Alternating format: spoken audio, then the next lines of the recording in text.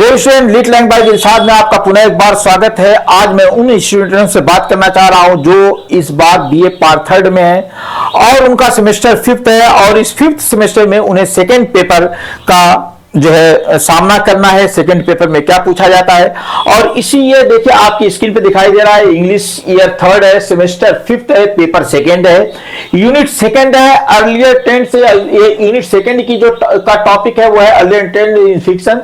इसमें कौन कौन सी चीज आते हैं? पिकरेस्क नॉवेल आती है, हिस्ट्रिकल नॉवेल आती है, गॉथिक नॉवेल आती है, हिस्टोरियन नॉवेल आती है। यहां तक आपने वीडियो देख चुका है। आज हम रीजनल नॉवेल की बात करेंगे, फिर उसके बाद अगले वीडियो में हम डोमेस्टिक नॉवेल की बात करेंगे। तो रीजनल नॉवेल क्या है इसके बारे में जानिए, बहुत इंपॉर्टेंट चीज है। बहुत बार क्वेश्चन पूछा जाता है। रीजनल नॉवेल अर्थात जो है स्थानीय नॉवेल जो होती है, इसका इंट्रोडक्शन सबसे पहले देख लीजिए कि रीजनल नॉवेल क्या होती है। इसका इंट्रोडक्शन आपके सामने है। Regional novel is a type of fiction. ये एक तरीके का फिक्शन है that focus on specific geographical region. ये एक स्पेसिफिक ज्योग्राफिकल रीजन को ये शो करता है, capturing it's language, customs, landscape, traditions and social life. और किसको कैप्चर करता है, किसके बारे में ये वर्णन करता है? कैप्चर करने का मतलब उसको वर्णन करता है वहां की लैंग्वेज को, वहां के रस्मों रिवाज को, वहां के लैंडस्केप को, वहां के भूमिगत दृश्य को कि कैसा वो दिखता है, वो क्या चीज है। ट्रेडिशन को बताता है, कस्टम और ट्रेडिशन को बताता है एंड सोशल लाइफ, उनके जो सामाजिक स्तर क्या है, सामाजिक जीवन क्या है। अगर हम इसकी डिफिनेशन की बात करते हैं, इसमें इन चीजों का वर्णन होता है। अगर हम इसकी डिफिनेशन की बात करते हैं तो a regional novel is a narrative that portrays the life, culture and environment of the particular region. ये क्या करता है? ये जो रीजनल नॉवेल होती है ये नैरेटिव है दैट पोर्ट्रेज, जो चित्रण करती है लाइफ को, कल्चर को एंड इन्वायरमेंट को, वहां के इन्वायरमेंट को, वहां का जो वातावरण है उसको शो करती है ऑफ ए पर्टिकुलर रीजन। किसी विशेष रीजन का, किसी विशेष क्षेत्र का ये वर्णन करती है। किस तरीके से वर्णन करती है? रीजन विद एक्यूरेसी, पूर्णता के साथ, शुद्धता के साथ। ऐसा नहीं कि कुछ इस तरीके से, एक्यूरेसी एंड डिटेल, और उसका डिटेल वर्णन करती है। इंपॉर्टेंट ये चीज है कि वो डिटेल और शुद्धता के साथ यथार्थ जो वहां का होता है, जो एक्यूरेसी होती है, जो वहां की सच्चाई होती है, उसको ये शो करता है। और आगे देखिए हम क्या करते हैं। The emphasis is on how the setting shapes the people. ये emphasis करता है, इसकी emphasis है, इसका जोर है on how the setting shape, setting कैसे आकार लेती है, किसकी? the people, their speech, उनकी बातचीत, बिलीफ, उनके विश्वास एंड उनके बिहेवियर, उनका बिहेवियर क्या है, उन सारी चीजों को ये कहती है। बिलीफ के माने उनकी मान्यताएं क्या है, उनकी आस्था क्या है, उनका विश्वास क्या है, वो सारी चीजों को इसमें शो करता है। It is not just about geography. हाँ, ये यानी कि ये केवल ज्योग्राफी नहीं है। अगर आप रीजन की बात करते हैं, ये केवल एक ज्योग्राफी जो कमेंट्री नहीं है। It is about the spirit of the place. वो वहां की आत्मा है, वो वहां के उस स्थान की आत्मा की बात करता है। इसके अगर हम बात करते हैं, इसकी डिफिनेशन आपने देख लिया। अगर हम इसकी ओरिजिन की बात करते हैं, ओरिजिन और डेवलपमेंट कैसे होता है। The regional novel became popular during the 19th century. वो 19वीं शताब्दी में ये पॉपुलर हुई थी, specially in the age of realism. जब रियलिज्म एज थी उसी में ये क्या हुई थी, ये सामने आई थी, इसका ओरिजिन हुआ था। रियलिज्म जो है, एज ऑफ रियलिज्म जो है, इसके बारे में जान लीजिए थोड़ा सा कि ये जो है इसकी शुरुआत 1848 में हुई थी। और ये किस में हुई थी?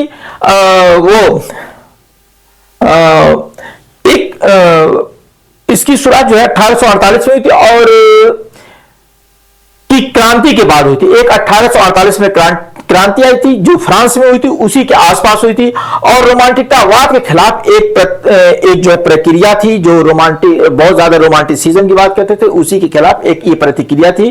और इसमें जो है वहां के लोगों की जो है सच्चाई को बताया जाता था, निष्पक्षता के साथ उसको चित्रित करने के लिए इसका प्रयोग किया गया था।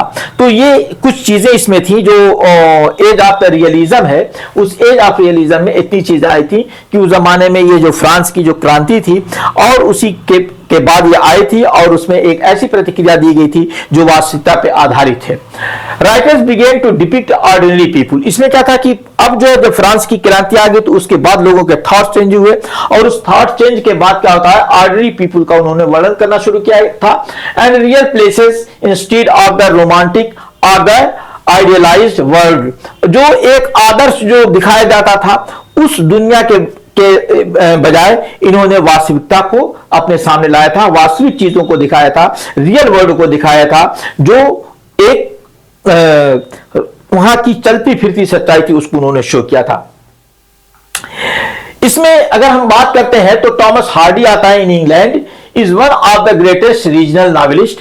टॉमस हार्डी जो है एक जो है इंग्लैंड के जो रीजनल नॉवेल के ग्रेट नॉवेलिस्ट हैं और his novels like the Tess of the d'Urbervilles the Urbervilles, ये उनकी एक नॉवेल है ध्यान दीजिए मैं क्या कह रहा हूं, द उर्बर विलास और या विलीज, इसको दो तरीके से पढ़ा जाता है, द उर्बर विलीज या द उर्बर विला ये पढ़ा जाता है। And far from the madding crowd, और दूसरी चीज है उनकी दूसरी जो आई थी, and far from the madding crowd are set in the Wessex, ये वेसेक्स में सेट की गई थी। ये क्या है, अ फिक्शनल रीजन, ये एक फिक्शनल रीजन है based on the rural England, वो देहात के इंग्लैंड जो इंग्लैंड का देहाती क्षेत्र था उसके ऊपर ये बात करते हैं। और आगे जो बात होती है, he shows how nature class and rural tradition shape human destiny, वो बताते हैं उसमें दिखाया गया है कि how nature class and rural tradition जो सामाजिक परंपरा है आदमी की कैसे भाग्य को शेप दे देती, आकार देती है।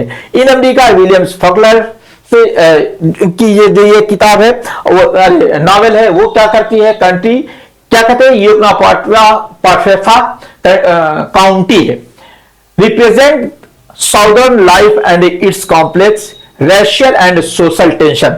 ये क्या करती है कि ये रिप्रेजेंट करती है southern life and it's complex racial and social tension को ये शो करती है।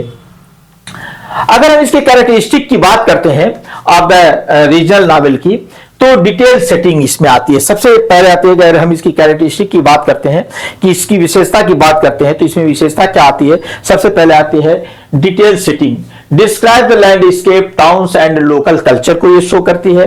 लोकल डियालेक्ट्स की बात करते हैं, character speaks in the natural language of the region, वो अपने इलाके की भाषा को बोलते हैं, है ना। और customs and traditions, folk songs, festivals and habits are central, ये जो है वहां के जो फोक सॉन्ग्स हैं, फेस्टिवल्स हैं, हैबिट्स हैं, उन्हीं को इसमें जो शो किया जाता है, उनके कस्टम्स और ट्रेडिशन को दिखाया जाता है। इसके तहत ये चीजें आती हैं। सोशल रियलिज्म को दिखाया जाता है, reflects economic, religious and the class life authenticity कैली को इसको शो करता है। इसमें सोशल रियलिज्म की जो बात आती है। स्ट्रॉन्ग सेंस ऑफ बिलोंगिंग की बात करते हैं तो the place itself becomes a character, यानी कि स्ट्रॉन्ग सेंस इसमें आता है ऑफ बिलोंगिंग की, तो जो स्थान होता है खुद वो एक कैरेक्टर बन जाता है इन द स्टोरी, कहानी में। अगर हम एग्जांपल की बात करते हैं, टेस्ट ऑफ द वाला टॉमस हार्डी की है, इंग्लैंड में लिखी गई थी। रिटर्न ऑफ द नेटिव्स है टॉमस हार्डी की लिखी गई थी। The sound and the fury है विलियम फॉकलर की लिखी गई थी। गोदान है मुंशी प्रेमचंद की लिखी गई थी। द गाइड है आर के नारायण की लिखी गई थी। इंडिया है मालगुडी रीजन की लिखी गई थी। अगर हम आगे बढ़ते हैं, सिग्निफिकेंस की बात करते हैं, the regional novel preserves local identities, languages and historical that might otherwise B forgotten.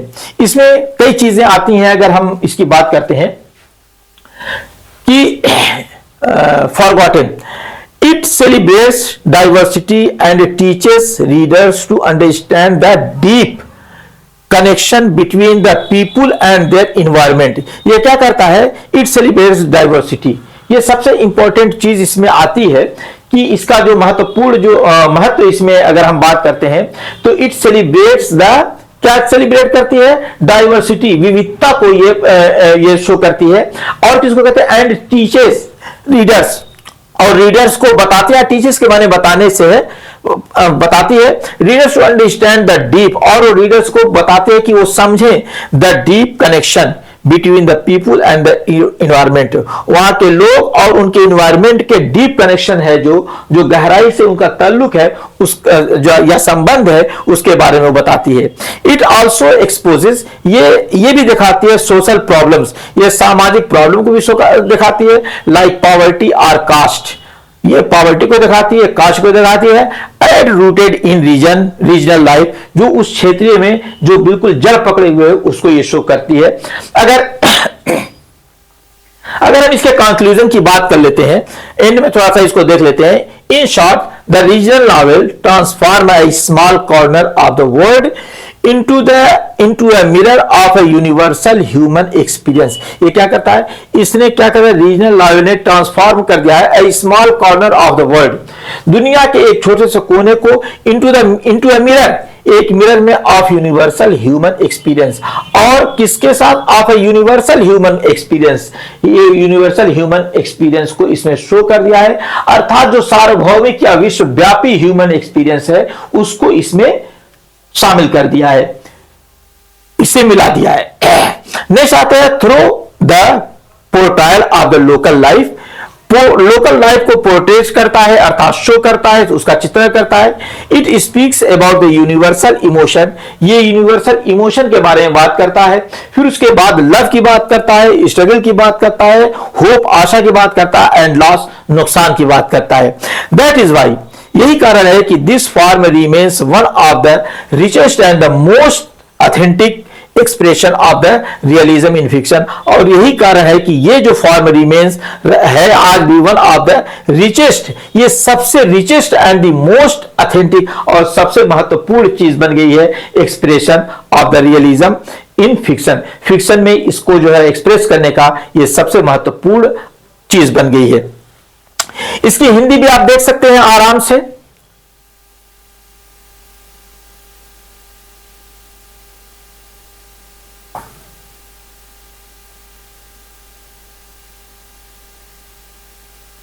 इस पे क्वेश्चन है, एक्सपेक्टेड क्वेश्चन है रीजनल नॉवेल पर।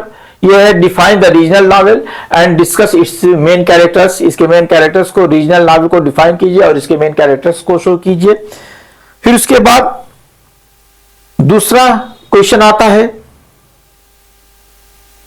Discuss the role of the Thomas Hardy in the development of the regional novel. Thomas Hardy का क्या role है development of regional novel के development में, क्या टॉमस हार्डी का रोल है, इसको देख लीजिए, ये क्वेश्चन है। फिर उसके बाद अगला क्वेश्चन आता है, how does the regional novel reflect social and cultural condition, कैसे सोशल और कल्चरल कंडीशन को ये रिफ्लेक्ट करती है, शो करती है, दिखाती है ये नॉवेल। इस पर जो है आप रिफ्लेक्ट प्रकाश डालिए।